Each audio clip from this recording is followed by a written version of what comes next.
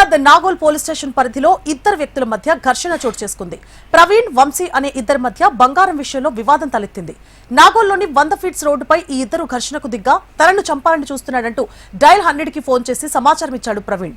విషయం తెలుసుకున్న పోలీసులు ఘటనా స్థలానికి వెళ్లేసరికి తీవ్ర గాయాలతో ప్రవీణ్ పడి ఉన్నాడు. ఇది గమనించిన పోలీసులు హుటాహుటిన అతనిని స్థానికంగా ఉన్న ఓ ప్రైవేట్ ఆసుపత్రికి తరలించి చికిత్స అందిస్తున్నారు.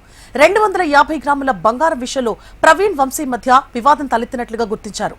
వంశీపై కేసు నమోదు చేసి దర్యాప్తు చేస్తున్నారు పోలీసులు. ఇప్పుడు ఎట్లా ఉంది ఆరోగ్యం?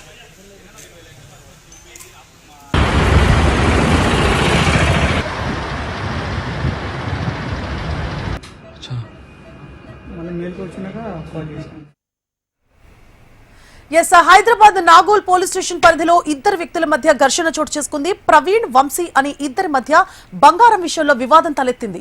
నాగోల్లోని 100 ఫీట్స్ రోడ్డుపై ఈ ఇద్దరు ఘర్షణకు దిగ్గా తనను చంపాలని చూస్తున్నాడంటూ డయల్ 100 కి ఫోన్ చేసి సమాచారం ఇచ్చాడు ప్రవీణ్.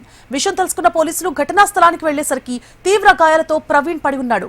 ఇది గమనించిన పోలీసులు హుటాహుటిన అతడిని స్థానికంగా ఉన్న ఓ ప్రైవేట్ ఆసుపత్రికి తరలించి చికిత్స అందిస్తున్నారు.